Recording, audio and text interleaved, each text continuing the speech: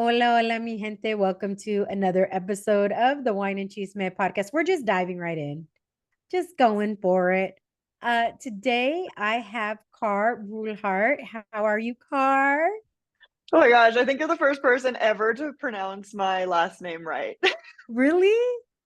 Yeah, it's Swiss. So people always get weirded out with it's actually got an umlaut on the U. So everyone's like, how do you pronounce your name? I'm like, it's like creme brulee.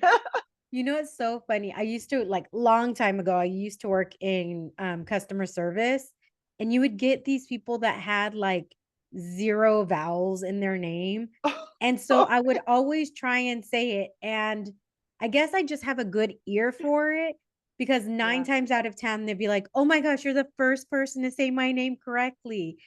But I think that's so important, right? Like, don't say it. I think I used to just say my last name in the very American way, but now I'm like, no, Yanez. It's not Yanez. My Yanni. last name is Yanez.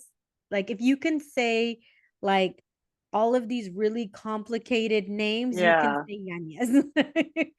That is so funny and something I've actually never spoken about publicly. Like only my closest friends know this, and I don't even know why it feels embarrassing to say it publicly like this. But my name is spelled like the traditional Karen, and my whole kind of like life growing up, and it's pronounced Karen.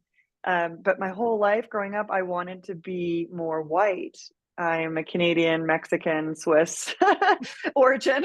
And yeah, so I didn't correct a lot of people, and only my closest family and friends called me Karen. And then, during the 2020 kind of Karen cancellation thing, I was like, this is really a good time to probably step into my name and start correcting people and not feel ashamed about correcting them. And it's just been so liberating, like, not because I never identified with that name and less so now. You're right. No, and we were talking about this before because you are Latina, you're Mexican, your hometown is Vancouver, Canada, and you're Swiss. So that's like such an interesting mix. But before we get into all of the chisme, right? We always start with the wine. And I don't know if you're drinking any wine today or not, but you can share if you are and tell us if anything what you're drinking. Oh my God, I will be drinking an Aperol Spritz at 5 p.m. It's 4 o'clock here. But I've got my water bottle for now. Hey, I even, you know what? I always have my water bottle next to me, but I do have my wine. And I'm having the Casa Martinez Pinot Noir and their Camila Pinot Noir. Ooh. Casa Martinez, they um named the wine after their oldest daughter who has, I think, spinal bifida, I think she has. Oh yeah. So a lot of what they do is really about giving back. And a Oh, I portion of the love proceeds that. goes to helping try and find a cure for for it. So they're amazing. I've done a whole interview with them with Daniel Martinez, who is the owner and the winemaker. And I always love hearing these stories of, and I love it. it's 3 o'clock where I'm at. So I was like, I don't want anything too heavy right now. So a Pinot Noir plus, I was telling you, I just came back from like a Yeah. beach cleanup brunch thing that Kia has I got graciously invited to. And we'll talk about all those things because it kind of goes into all the things that you do. But let me read your bio and then we'll get into it. Oh wait, let me say salud. You can say salud with your water Salud. bottle. Salud. I would have poured Mm. myself a glass earlier. So good. For people who want to know, I'll put the link to Casa Martinez wine, their Camila wine. I'll put that in the show notes because it's so good. And there's just such amazing people. Um, for 7+ years, Carr worked as a social media strategist, including creating successful campaigns for Apple, the United Nations, Michael Kors, and Google, among others. But in spring 2020, we all know the 2020, the company that just hired her for social strategy went under thanks to COVID. At the time, she was 9 months pregnant. And so she made the decision that she was going to build something for herself. And in under 10 months, she grew her Instagram account from 0 to 45,000 and built a six-figure teaching Instagram strategy along the way. With more than 500 entrepreneurs have worked with her to create a sustainable content plan tailored to their business. And I think everybody, like 2020 just took a hit on everybody. And I think that's like such a time where so many people started their businesses and Yeah. because I think, you know, growing up, and tell me if this was your experience, because I don't know. I've worked with a lot of Canadians because I used to work for a minor league hockey team, and a lot of them come Oh from my gosh. Canada. Yeah. So all the Canadians. Yes. Okay. So that was the first time I heard, like, I was like, oh my gosh, you really do talk like that. Oh yeah, my husband and I have this joke because I haven't lived in Canada in almost, oh my God, it's been 9 years. And whenever I go home, I'm like, wow, they really have a twang. And I'm like, do I sound like that? And he's like, not really anymore, but I definitely hear myself saying things like about, or like I say, oh my gosh, I can't even right now, but yeah, I start to sound like them. Yes. And I am then them. the A, okay, A, like, and I was like, oh Hey, my hey. gosh, you guys, like, the first time I heard, I was like, oh, It is so bad, and I do it, and I secretly love it. I say "a" lot, did but you yeah, the ever Canadians watch? got a twang. Yes. Did you ever watch like HGTV? I love HGTV, by the Oh, way. yeah, I used to. I don't have TV, like, with cable anymore, but I love HGTV. So a lot of those HGTV stars come from like Canada, Yeah, and you hear them say like the how do you say home again? Like I don't know. There's about and then about and I'm like about that just sounds so because it's just so emphasized in this the weirdest spot. it is, it's really weird. I'm like, "Why do we speak like this?" But I'm so interested in like because I have interviewed um a Latina who is actually born, she was born in Mexico, but now she lives in Canada with her husband. But you grew up there, and I am so Yeah, interested in how it was being like Latina and in Canada, like having this Latina Swiss Canadian blend, yeah. and like how like how like what was the culture like there, and how did you bring your Latinidad within the Canadian culture, because it just doesn't feel like there's probably a lot of Latinos in Canada. Yeah, well, there surprisingly there are a lot. There's a big community, and I think my parents were just so good about preserving their cultures and making sure that we were like imparted with all I think the best aspects of it. And so to start with, like my mom spoke Spanish to us at home and didn't speak any English to us. So I speak Spanish like a native speaker, basically. I mean, I live in Mexico City right now, and people are always like, "Where are you from?" And I'm like, "Oh, from the north." They're like, "Oh, right," because I definitely do have a bit of an accent. And my mom was like really good about keeping all of like the family traditions, the family like the ties to Mexico alive. So we would come to Mexico probably twice a year. We weren't wealthy by any standards. We were very much like lower middle class, if anything. And all of my parents' extra money would just go to fund trips for us to go back to Mexico or back to Switzerland. We went to a private Catholic school, and I feel like it was very diverse there. There was a lot of different cultures, and they also like celebrated like that kind of multicultural thing that Canada's known for. Christmases in Mexico are like my most kind of core memories I have.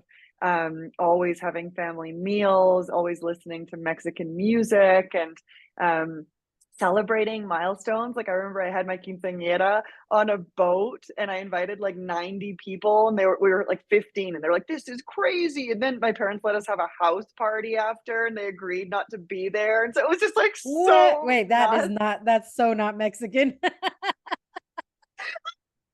Still can't believe I got away with that one. But yeah, so like we did all those things to preserve the culture, and my mom would cook Mexican food, and I don't know, it was just like it wasn't like a strange thing to me. It was just like a part of me.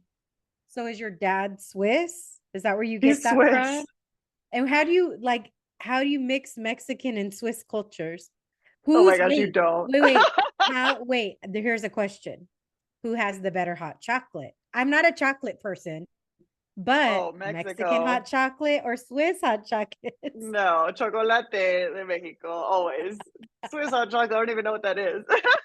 I mean, everybody talks about Swiss chocolate and everything. So like I said, I'm not a chocolate person, but that was the first thing that came to mind. I was like, ooh, which one has the better chocolate? Right? Oh my gosh, that's so funny. I love that, but I love that your mom like really, how did she get to Canada? Oh my God, that's a crazy story. I'll give you the long story short. It's very similar to how I met my now husband. So she met my dad in Cuba on a vacation.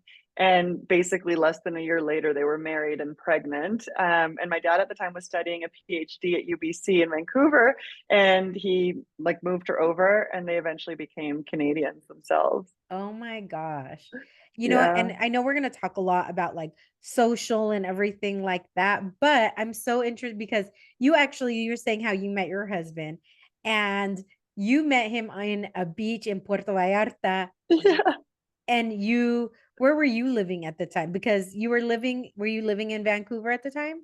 I was in Vancouver. Yeah. I left Vancouver after I met him. We went to Berlin. That is so crazy. So that's where you met and then he lived in Canada as well? No, he's German. So Max is German and Wait, he wait, grew wait. up. So Yeah. he was visiting Mexico from Germany? Yeah, yeah. They were on like a work kind of vacation thing. He was working at Google at the time. So there was like six of them, all Googlers. I'd never met anyone from Google in my life. And all of a sudden I'm sitting in front of like six of the most handsome men I've ever met, smartest people in the world. I'm like, is this you, God? Like, thank you. Did I manifest this? And I think I You're all, do did. I have my pick? Eeny, meeny, miny, you look good. I basically did. I felt like I had to pick. And then Max and I was kind of like, I don't know. My mom was like, se te metieron las flechas, like Cupid struck you. And it was like, girl, like you did this too. And within 2 weeks, I quit my job in Vancouver. I was working as a tax accountant at the time in my own apartment, had a cat. And I just like walked into my partner's office and I was like, I met the love of my life and I'm going to go meet him in Berlin. And he was like, okay, you're crazy, but this makes a lot of sense. Oh my gosh. Okay. One of the things, like when I ask everybody what they want to focus on, you had said like getting the guts to go for it. You literally, and you're talking about other people, but you, I feel like, have you been like that your whole life? Just like, okay, let's just go for it. Let's just go for it. Or did Yeah. you feel like you have? Yeah, I think it's in my blood. Like, I think my parents are both very much like that. They're really brave. Like, they both like are entrepreneurs, immigrants. My grandparents had nothing. They started with an ejido, a plot of land they were given by the government in Mexico, and they raised 11 kids, all became like professionals or academics, and yeah, I'm just like it's in la sangre, like that's what I've always been like that. Like when I was 17, instead of going straight to university, I had early acceptance at UBC, which is one of the top three universities in Canada. I deferred it to go volunteer in Ghana in Africa for 6 months. And my parents were like, what? Like, I was like, what do you expect? Wow. What kind of organization or what were you doing there as far as being a volunteer? It was called ULEAD. It was through the university. And so they basically placed you in either schools or in orphanages to essentially work as a substitute teacher. In hindsight, I think the program had a lot of flaws, to be honest. I'm pretty sure it's now defunct because we had no training. We were literally just dropped off in a van in like a poor village and like sort of forced to fend for ourselves. But no, I was really proud of the work that we did because we were working in a Montessori school, like Montessori very loosely, right? Mm. But we made it so that they stopped. They used to hit the kids with canes, like with little like bamboo sticks, when they got like questions wrong or if they were late. And so we like made sure that that was cut out of the curriculum. We created a physical education program. We created a drama program. I taught like 40 people how to read that didn't know how to read at around age 7. And this was all like with no training. That is so crazy. I mean, that's amazing, but that is It was so crazy. crazy. Oh my gosh. Yeah. You really are just like, let's do this. Because Let's do like this.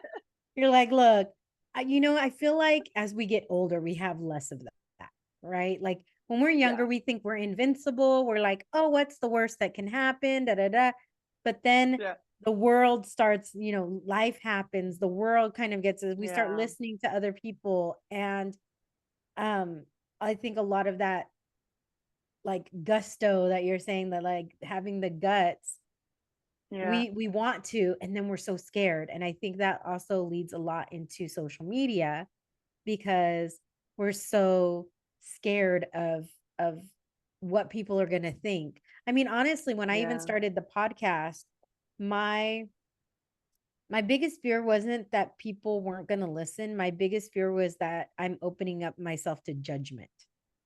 Oh, wow. Yeah, I hear you. I hear you on that so badly because, like, that's what the number one thing I mostly work with women entrepreneurs and coaches and professionals, and the number one thing that they say about why they don't go for it is that. And I feel that too. Yeah. But you've like, okay, you were working as I want to figure out how this happened, okay? Because you were working as an accountant. And then you go to Yeah, Germany. And when yeah, you go to Germany, you land a job in social media management for the UN World Food Program. Like, how do you go yeah, from accountants to yeah. social media manager of such a globally recognized organization?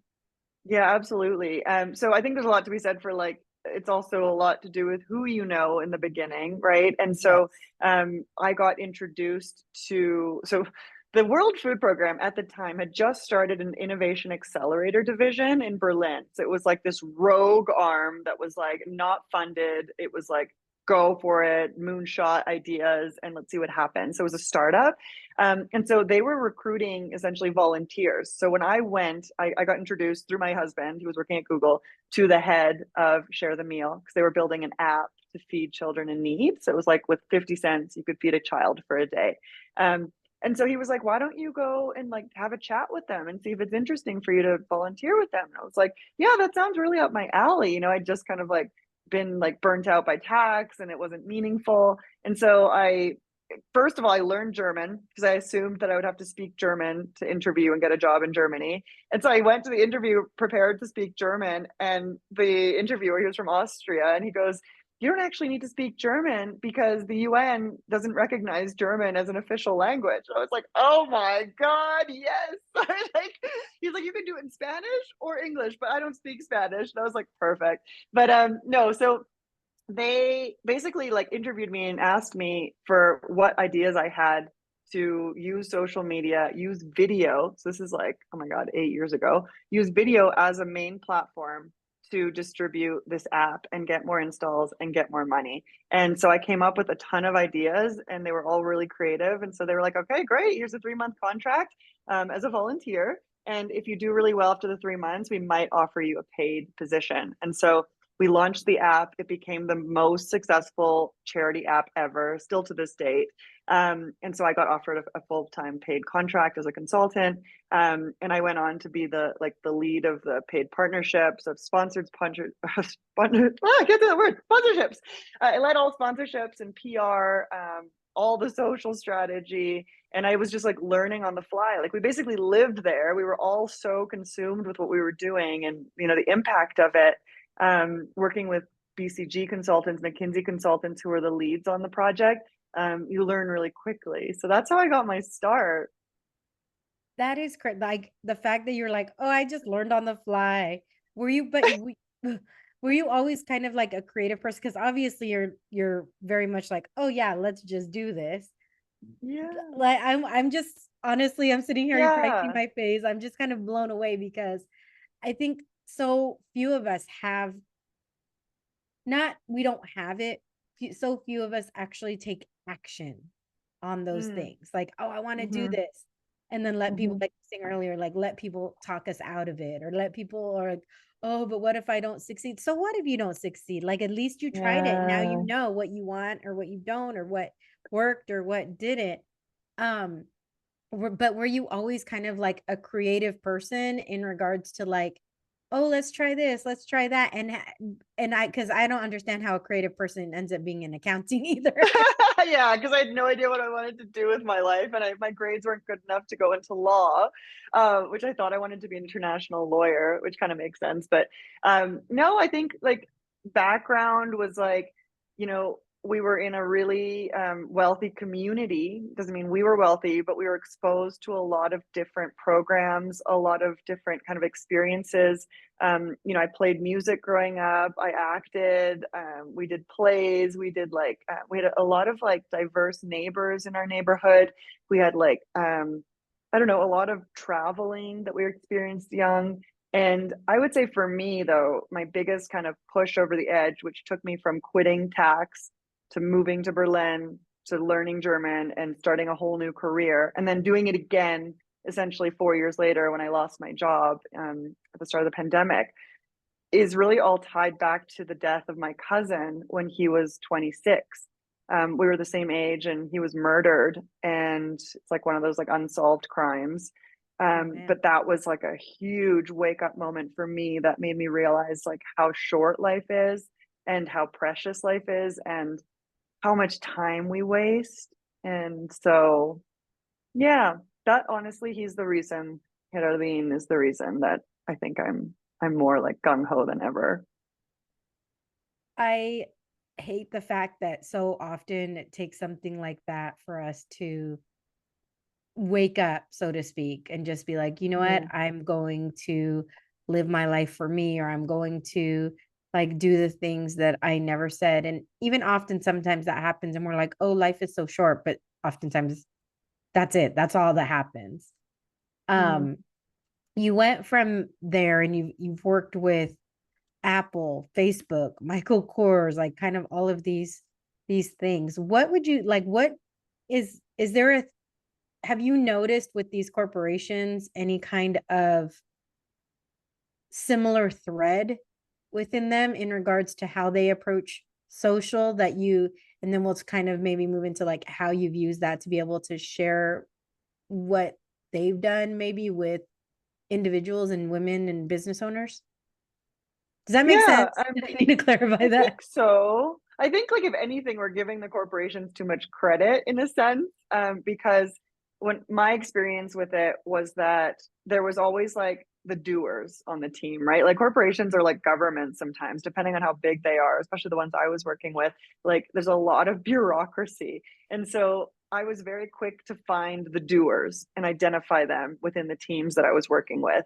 And through them, things happen, change happens. But I think a lot of the time, you have all these creative ideas, even if you identify that doer in the organization, and timelines, budgets, priorities, whatever, can take over. And so there's oftentimes a lot of delays, or they're like late to the game, so to speak. And that was my experience with them. Um, in regards to what they're doing for women, I don't think I could speak to that. I still think in general, my experience is a lot in the startup realm. Is I still think that there's such a long way to go for women, especially the fact that I was laid off 2 weeks before giving birth. Oy. In a job that I had mat leave on, right? So like stuff like that, it happens Wait, all the you got time. laid off while you were on maternity leave? Not yet. I was about to take it. Yeah. Oh, Like I had it. Yeah. And so I think things like that. And then, you still see it all the time. Women are still the what do you call it? Like the providers of childcare, of domestic tasks, of all the mundane things, and it's not even calculated as labor. And so there's a whole thing we can talk about when it comes to things like that. I'm not yeah. married to someone. If anything, he's unequally doing more. There's a reason I married him.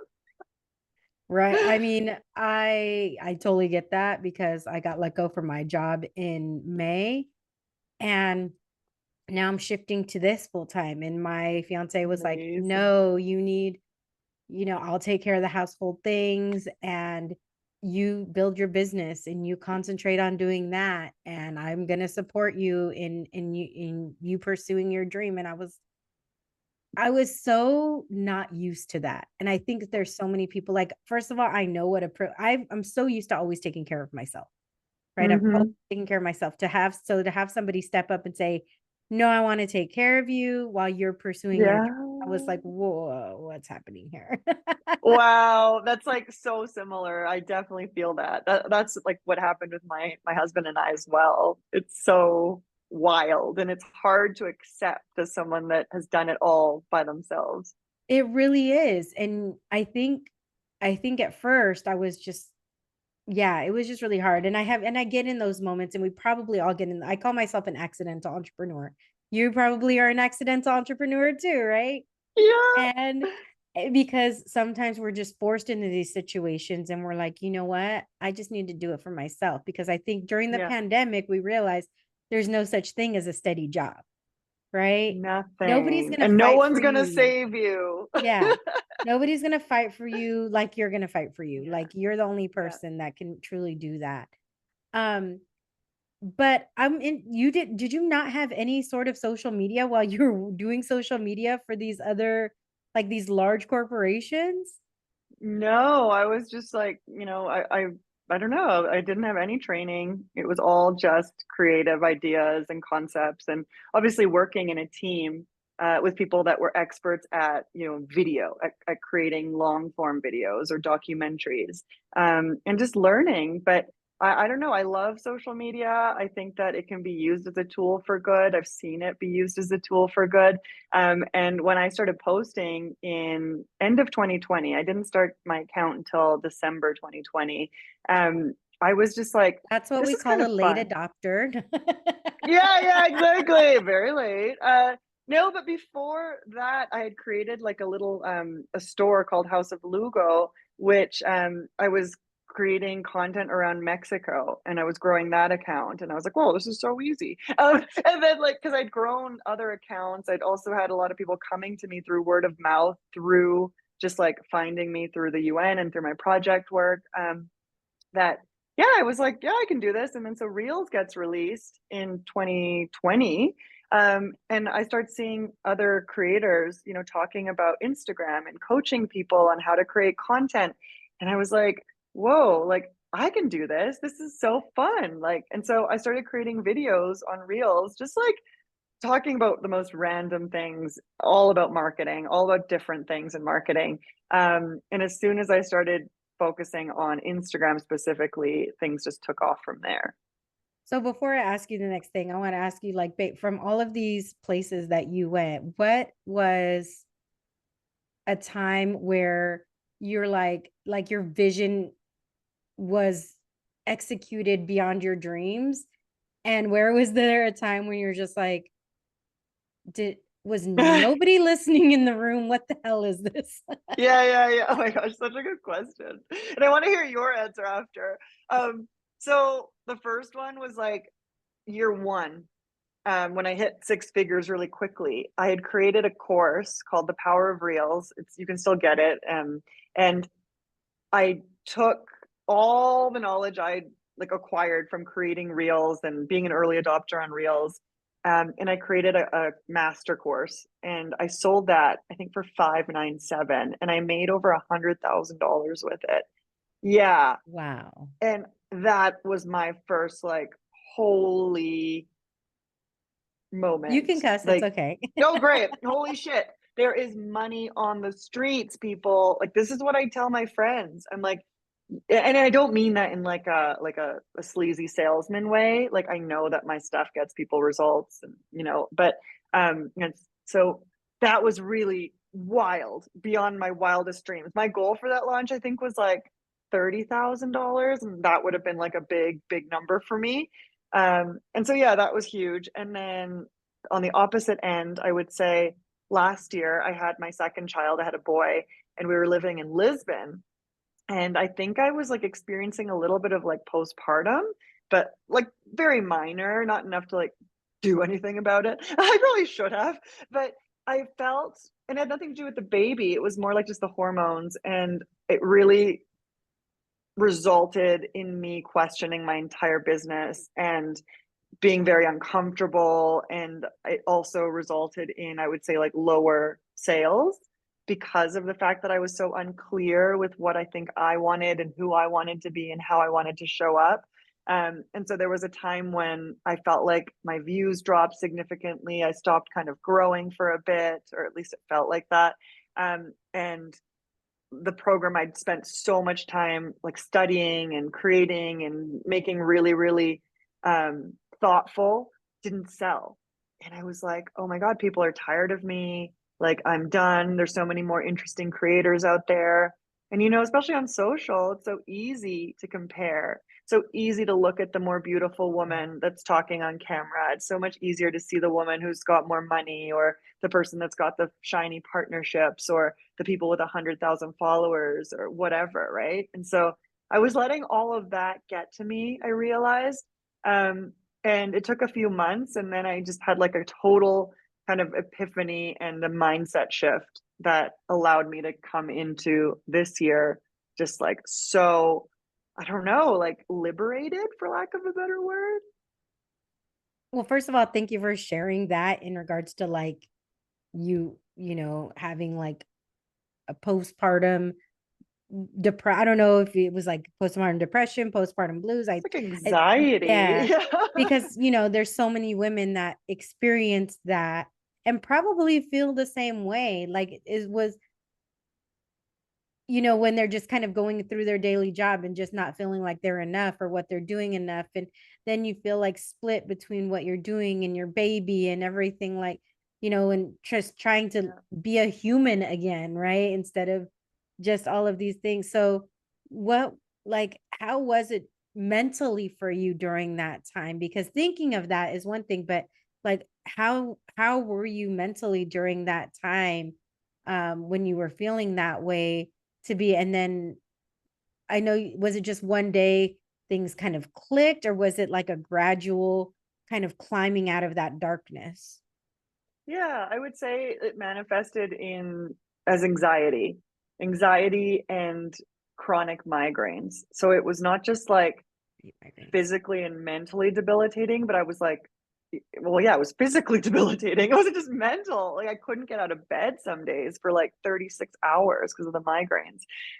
So it actually was a gradual thing coming out of it. I ended up finding someone on Instagram, of course. Her name is Aldine Listens, and she is a cranial sacral therapist. And I had no idea what that was before I started working with her, but it's just energy healing. And we did it virtually. I didn't think it was going to work, but we did it virtually through Zoom calls. And she helped me work a lot on my energy and focusing on creating. I mean, there's people that might be listening to this and be like, wow, this woman's crazy. But, you know, or you really believe in this stuff. And I really have learned to believe in this stuff. But she would help me create shields to protect my energy. And she taught me about my aura and how to protect it. And so learning about that and understanding that about myself was so game changing, because I was learning that I was giving so much in not just my life as a mother and, you know, as a wife and as a sister and a daughter, but I was also giving so much of my energy to people, like to a public that, you know, I don't even know. Um, so it was very much gradual. Yeah. That whole thing about giving your energy to the public, I feel like that's where a lot of people are like, that's where they get scared, you know, like, oh Yeah. my gosh, I'm giving myself, like, I'm sharing about myself, or I'm sharing about this, and I'm sharing about that. You get laid off right before you're Hmm. right when you're 9 months pregnant. What was the moment of why, like, of, okay, you know what? I'm gonna start my own business.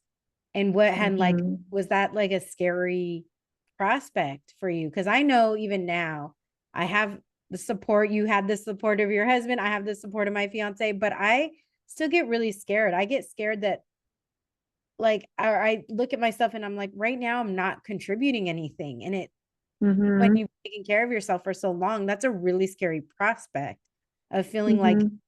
you know, I'm not, what am I bringing to this relationship right now? How am I, you know, like, how do I show up when I Mhm. when I'm not showing up financially. That's, I think, Mhm. probably Mhm. something that maybe a lot of people, is that something that you dealt with? And how were you able to kind of overcome that?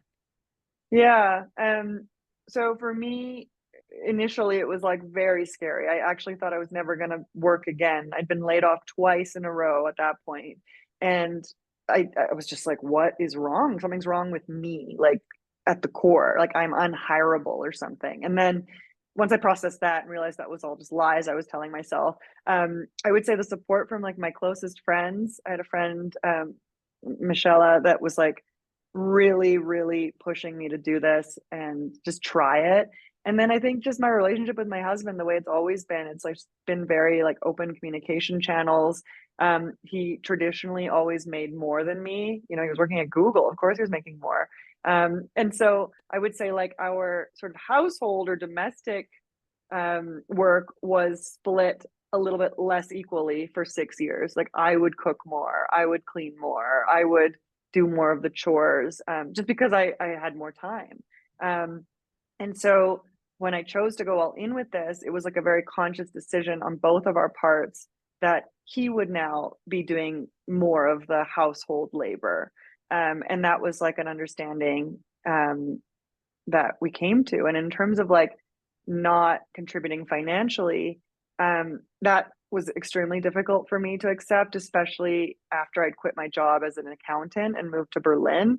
You know, I'd always been independent, financially independent.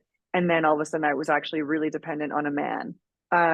But all of it, I think, was laid to rest. And I don't feel any guilt about any of that, because now I'm over contributing and I'm the one. Max actually lost his job a year ago. And so he's been a stay at home dad now for a year. And I'm the breadwinner, so to speak. And so it's like you never know when tables might turn or, you know, when somebody will contribute more than another. So that's kind of how I look at it. I don't know. No, I mean, no, I'm like, okay, this year is, that's how I'm trying to look at it. And I'm sure others have gone through something similar. I know we're not the only two that's gone through stuff like that. No, right? Yeah, like I was so excited to start my own business. Like I don't know, I have that in me, I think. And I've never been afraid that it's not going to work out, which sounds crazy because I think that that's like not normal. Um I always knew it was going to work out and I know it's going to be like bigger than I can even imagine if I want it to be, right? Um and so, yeah, it just really it excites me, and it's so exciting to be with a partner that also feels as excited as I do about it. Do you think that's something that you like just inherently had in you, or is it something that you kind of got instilled from your family? Yeah, I would say it's a family thing. Like it kind of like when I think of like my uncles and stuff, like they've all made it on their own, so to speak. They're all some kind of an entrepreneur in a way.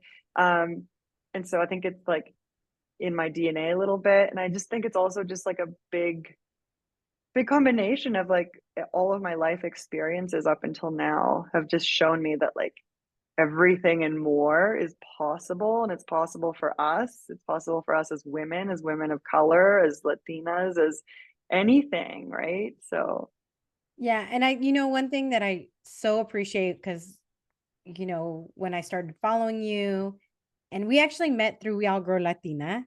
And then yeah. I had reached out to you and we were messaging back and forth. And I was like, you need to come on the podcast because I think I think it was in office hours that we met. Yes. And there's so many women on there who I love it because there's so much wealth of information. But Yeah. also, we can share information in regards to like, how do we do this and how we do this? And there's so many like entrepreneurs or people like working on their personal branding and this and that I love how you talk about, like, you say things in a real way. You know what I mean? Like, because we all, if you anytime you go through Instagram or even TikTok or whatever, they're like, use this sound, you're gonna get a million views, or do what I did. And I think you recently did a post about like, oh, you're saying this person said they got this many followers, but they have this many accounts with this many like, Yeah. what? like, obviously, I think that your relatability and your honesty sets you apart. What do you think that people like, what is the biggest question that people come to you with when they first are starting and they're like, look, I'm stuck and I don't know what to do and I don't know where to go? Mhm. A lot of people come to me asking me how I can help them grow, how I can get them to 100,000 followers in 6 months. And the amount of people that are asking me to do that for them, like I don't even have 100,000 followers, right? Is getting like more and more. There's more people coming to me with these audacious goals. And I'm not saying it's not possible. It's possible. Of course it is. But what we're being fed on social media is it's just not the whole picture and it's not the truth. And I find that extremely problematic. And that's what I'm actually starting to explore more in my own content because I have seen how it has affected me as somebody that's like pretty strong willed, pretty strong minded, healthy, whatever, with a really healthy business, a really profitable business. And I'm still like doubting myself and I'm still wondering, like, am I enough? Right. And so when I see women come to me who are experts in their fields and they have 500 followers and they're like, this isn't enough. And I'm like, where are we? Who is telling you that this is not enough? And then I see, oh, yeah, it's the hooks you see. They're like, how I'm gaining. I saw a post yesterday and I posted about this how I'm gaining 10,000 followers a week with no ads. And she did not disclose that she has 1 million followers on one account. And then she cross promotes on her other account of 100,000 followers. Plus, she was on a reality TV show. So it's like, you're not being told the whole picture.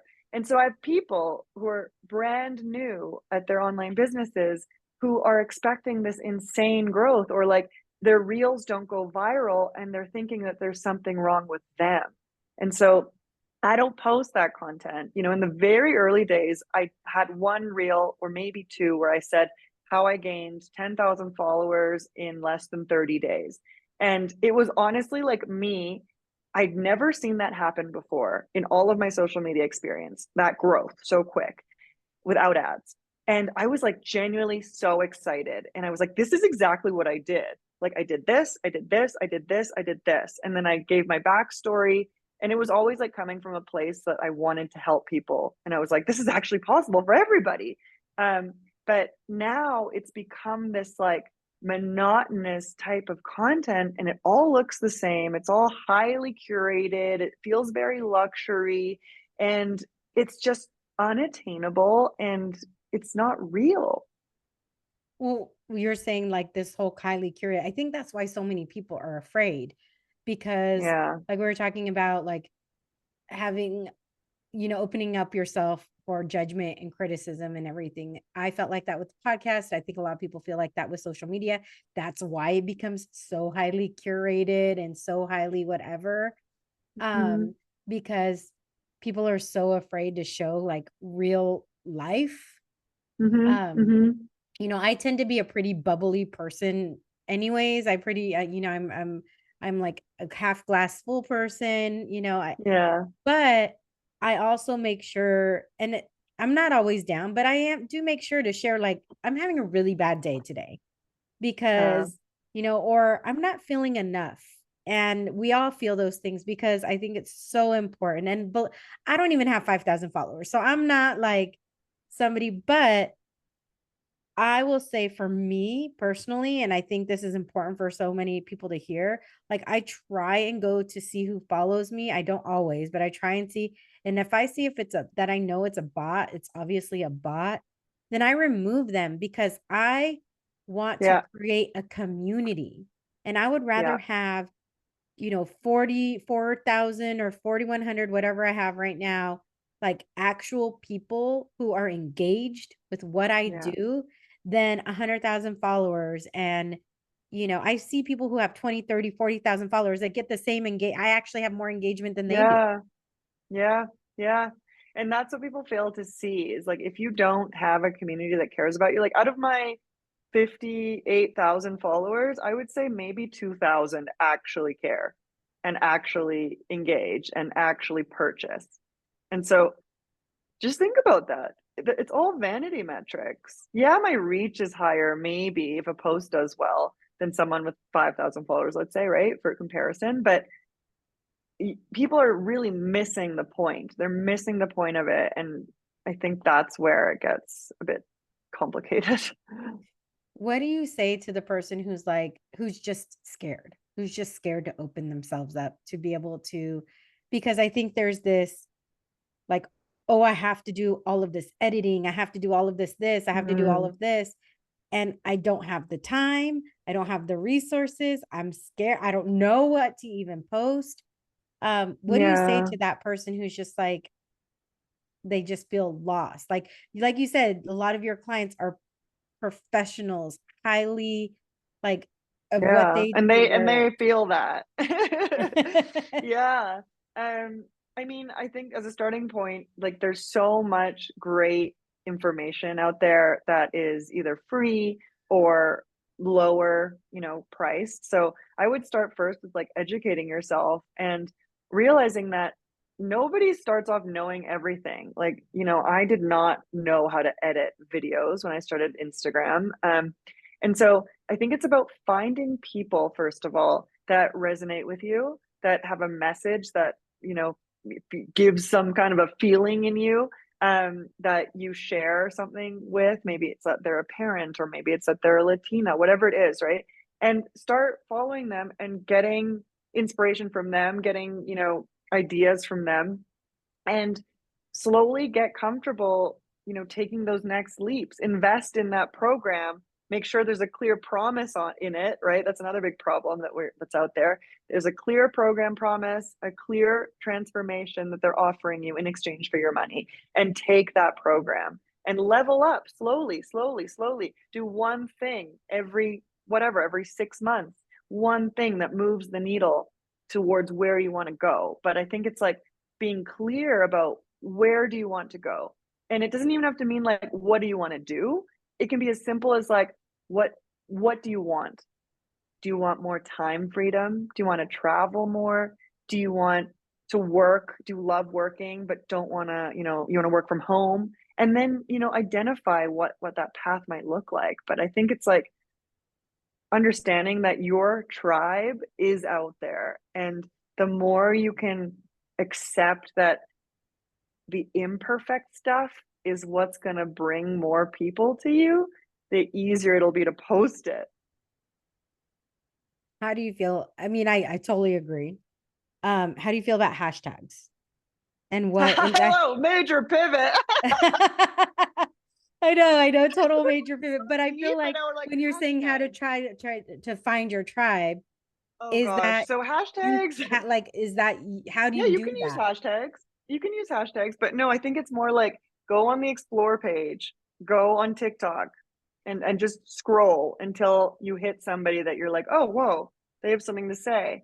This person's interesting. They're not just posting like some garbage that every other account's posting, like a trending sound or whatever. That's one place to start. Hashtags are great for finding like locally based communities. Instagram's getting so good at SEO. There's a new feature that just came out for me on my phone yesterday, where when you use the search bar, it actually gives you recommendations for things that are being searched like in real time. They might not be real time, but they're like trending. So like brunch or like, I don't know, hair care. And then you can tap into those and it'll actually show you locations as well, and tags and reels and posts and stories. So there's a lot of places that you can discover different different interests. I don't know why on my FYP I don't watch the Kardashians. I don't talk about the Oh God. Kardashians. They dominate my explore page and I'm like, I don't care if Kylie Jenner does not have the same face when she was, obviously she's had a lot of plastic surgery. Leave I the don't woman care. alone. Well, I'm Yeah. just like, I don't care because You why are they like I get these weirdest things on my explore page and I'm just like, if you're on I don't TikTok, care I think about you any of just this. hover on it. Yeah, yeah, I know. You can just, I think, hover on it and say not interested. You can also reset your entire algorithm so that you can train it again. Really? How do you do that? Yeah. I don't have my Because phone what in if front of me. there might be Yeah, somebody, yeah, we'll have to figure that out because we'll do this there, offline. yeah, because no, just because there might be somebody who's like, I'm not getting anything that I see.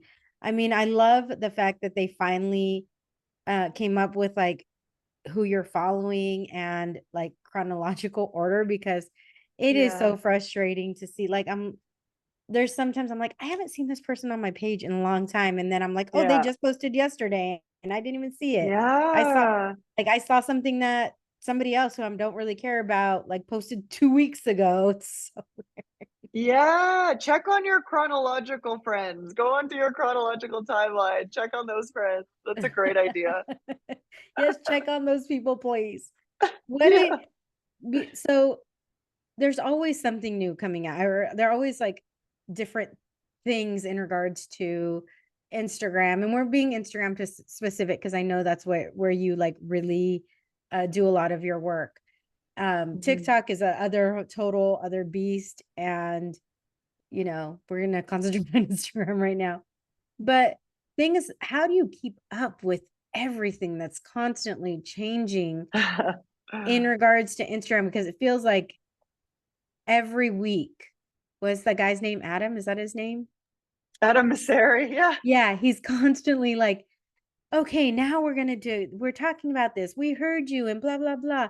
It just feels like every week there's something changing with Instagram. And how do you keep up with all of that to figure out like what Yeah. you The should thing do? is that you don't. The honest truth is that you don't. You don't keep up with all of it. And I used to keep up with all of it. And I just found that it was so all consuming.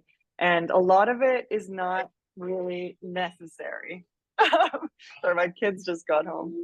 It's okay. Hey, girl, that's what happens. It's real life. I'm looking, It's real life. it's real life. That's why I like when people are like, "Oh, you could cut that out." I'm like, "No, this is real life. That's what happens." I Yeah. personally for the podcast, I love the imperfections. Like, Yeah. I feel like there's so Yeah. many It's super real. highly polished podcasts that I'm like, life is messy, things happen, we good, it's fine. I love it.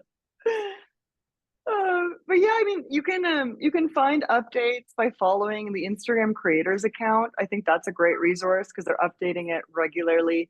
Um, find creators you like that tell you about these updates. Join communities. Like I update my community all the time on the things that are most relevant. I'm not spending, you know, all the new updates, all the tiny little things. Like it's a waste of time sometimes. And what about the new, I think it is the communities, right? That they where you can like join community specific communities of different creators and everything like that. Yeah, broadcast channels. Broadcast channel, yes. Hmm. How like I have not started one yet because honestly, I'm like, what do I put? I'm kind of scared. Like I'm kind of scared of committing myself to that and then going like, Yeah, I've been the same. I actually haven't created a broadcast channel mainly because I'm just like overstretched already.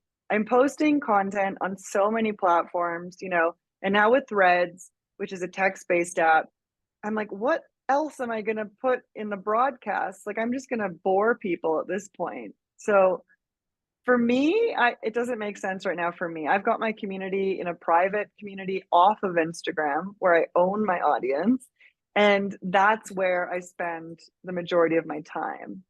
Um, that's just my thought. I know I get like requests to join all these broadcast channels, and I literally have not joined a single. I've only joined the creators broadcast channel. That's it. Yeah, same.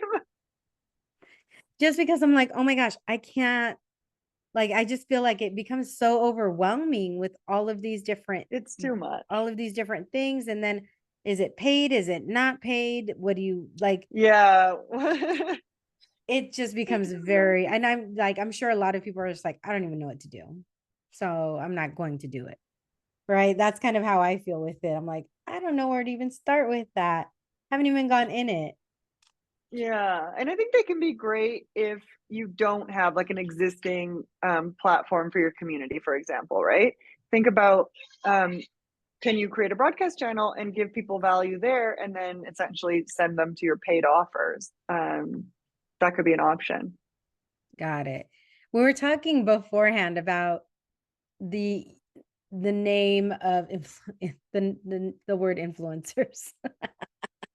Oh, I know. I feel like that's become a bad word. And I was saying I hate that word. For my like we were like, "Oh, are Me you an too. influencer?" And I'm like, "No." But then people are like, "Yes, you are." Blah, blah, blah. And I'm just like, "Oh, that just gives me the heebie-jeebies, that word." Yeah, I What do you think because I mean, I don't think it should be considered a bad word, but I also don't like it. And I think it's considered bad only because influencers in the traditional sense of the word, like maybe 8 years ago, maybe they were all the same in the sense of like creating these like really unattainable lifestyles and having like the collaborations with Christian Dior, for example, or whatever. And so that word has received like negative connotations associated with it. But yeah, I don't even know what I would call myself. I think for you it's also different. Like when I tell people, I say I do online consulting. I'm an online consultant on Instagram, or I create videos to teach people how to use Instagram for their business. Like I don't use like one specific adjective. Or like I'm an educator. I'm an online educator. Yeah, I know. And it's the same thing almost for when I say it, like, I'm like, oh, I'm a podcaster. Is usually what I say. I'm a podcaster. But I kind of laugh because although I started the podcast right, like literally right before the pandemic, like a month before the pandemic. So this wasn't a Wow. pandemic project. It was pre-pandemic project, right? But I feel like I always joke, I'm like, I started before everybody's mother's cousins, pet donkeys, grasshopper Yeah, had a podcast. everyone and their dog monkey has a podcast, right? Yeah, Yes. so you're an OG. Yeah.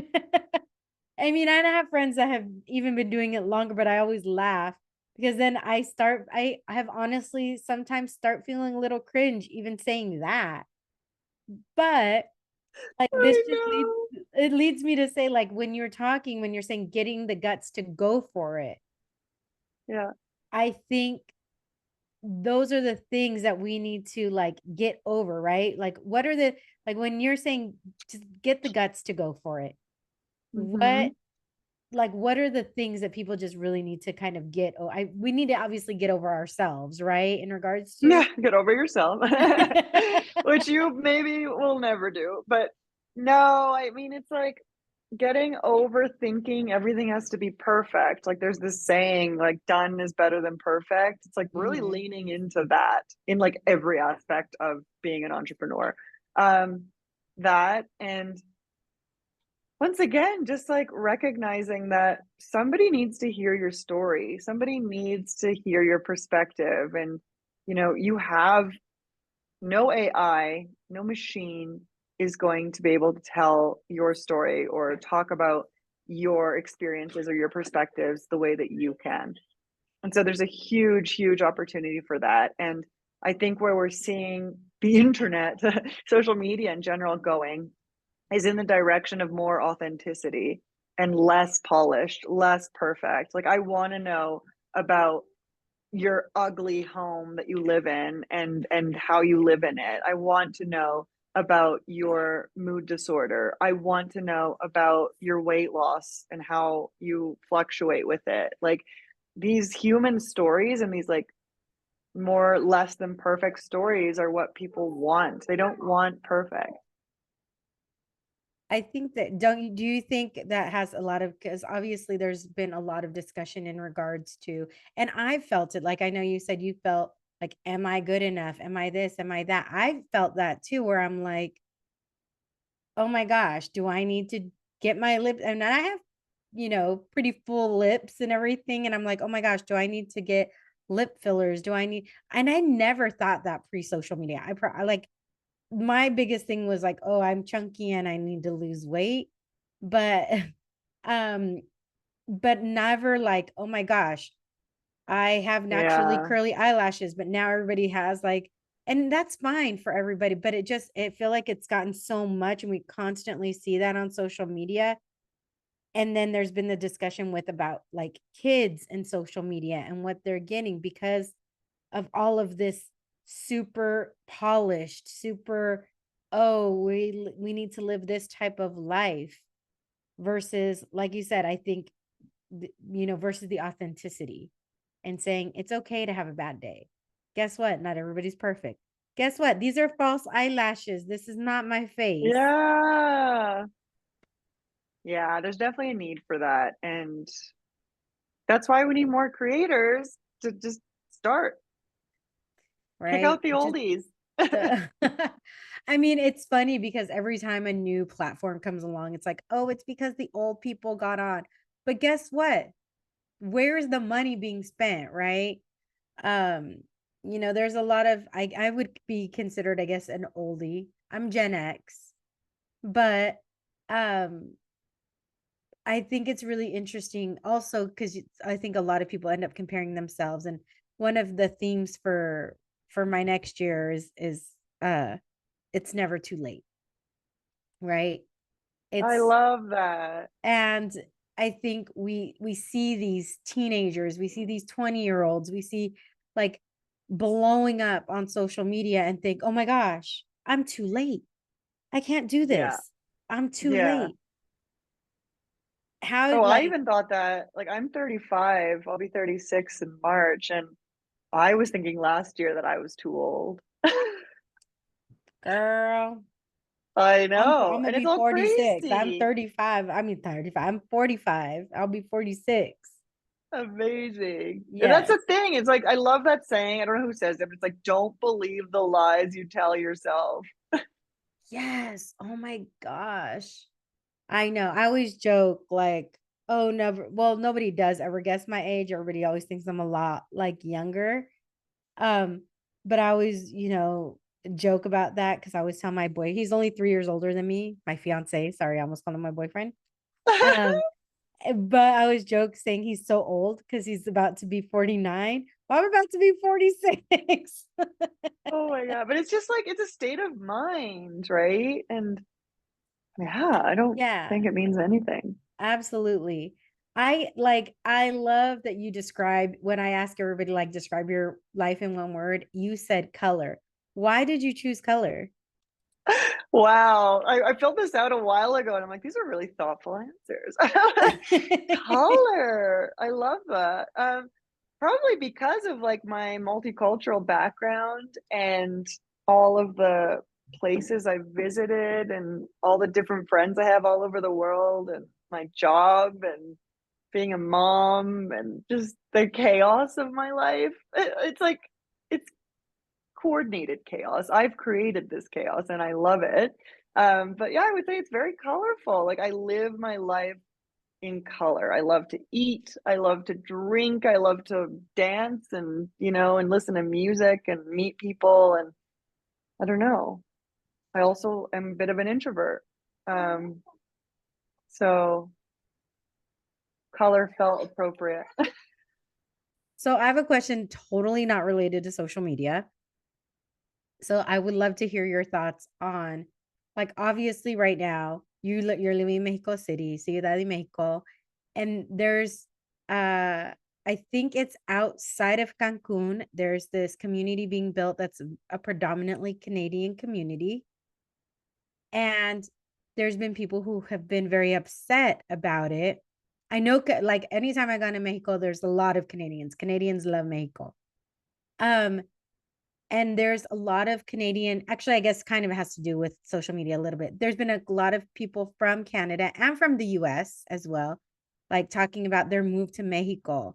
And you're somebody who has ties to Mexico. You are you know the language. You're probably not expecting like people to mold themselves to what you want because you're like, no, I'm Mexican and this is the culture and this is how it's going to be.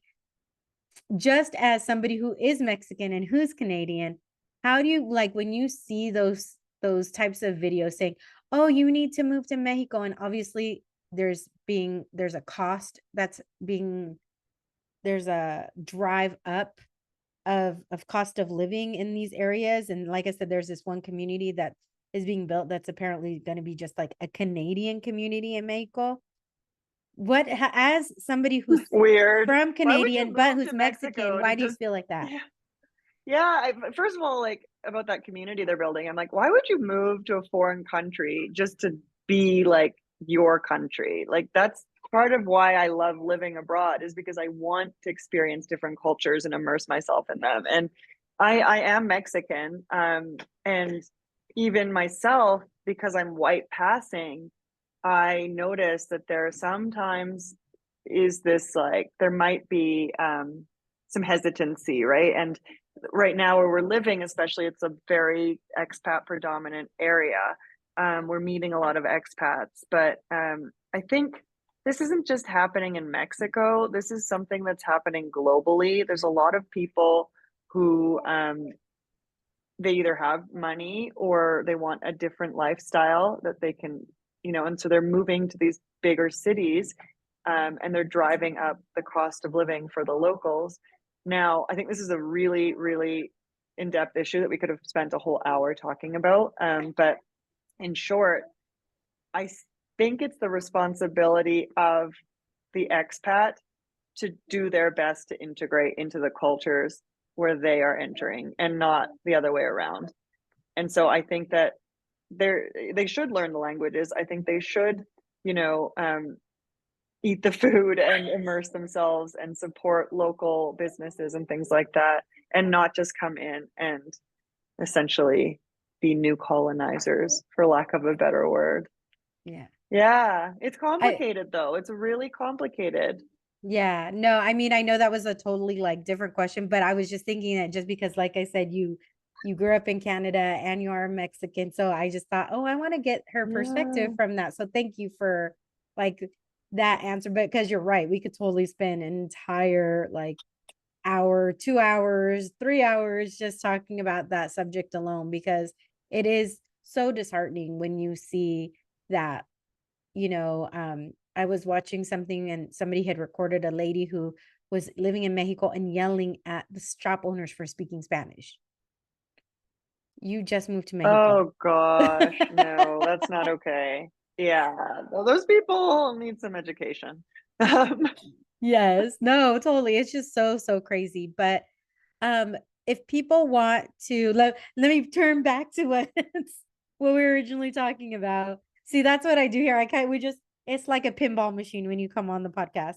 Ding, ding, ding, ding. We talk about all the different things. I love it. If people want to connect with you and they want to learn more about how they can work with you, um, in a realistic manner, because I think that's like you said at the very beginning, people come with like, what is a realistic like request when somebody decides to work with you? I get a lot, but basically it's like people want a strategy. They want to understand a long-term strategy for their content that will help them reach their business goals.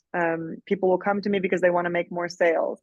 People will come to me if they want help refining their offer, if they want help refining their messaging strategy. They have no messaging strategy. I have people come to me that have never posted on Instagram ever, and they don't even know where to start. So anywhere from beginners, I have celebrities that work with me, who want to grow their account faster, and they want to learn the new way to post, not just influencer style.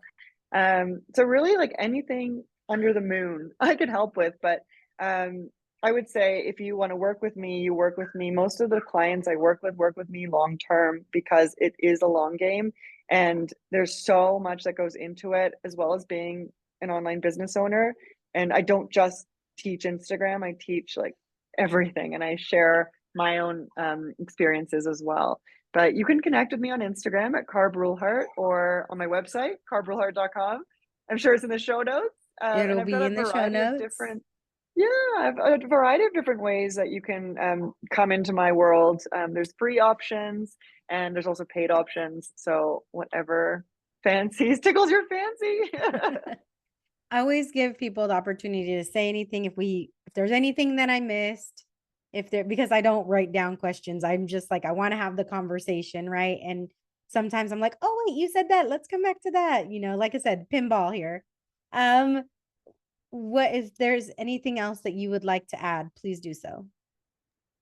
No, I feel like we covered so much. If anything, I just want to reiterate, like, if you are thinking about going all in with social, or if you're already going all in with social, like, keep going, just start, and don't let one bad post or a series of bad posts inform your future, because Instagram is a long game and you need to give things time, a lot more time than what you're being sold on social media. Yeah. Don't look, everybody has like you might hit something on something and you do get 10,000 new followers in a week. Or you may just need time for the people to find you, and you might get 1,000 new followers in a year. You know what I mean? And Absolutely. I I personally still think that's great because you're finding people who are really like really want to follow you and really want to engage with you and everything. So whether it's fast or slow, you're okay. You're okay. Don't fall for the traps, right? Find somebody who really knows what they're talking about. Like Car. Thank you. Oh my gosh, and on that note, I've gotta go. My little kids are all over and There, yes. Well, I thank you so much. Thank you so much for sharing your time and your story and your expertise with us and everybody. Her all of our information will be in the show notes. I am exhausted. I've been up since 5 a.m. and now with this wine, I'm like really loopy. oh yeah, girl, early bedtime for you. Very early. But thank you so much, Car. I really, really appreciate it. And until next time, mi gente. Thank you. Thanks, Jess.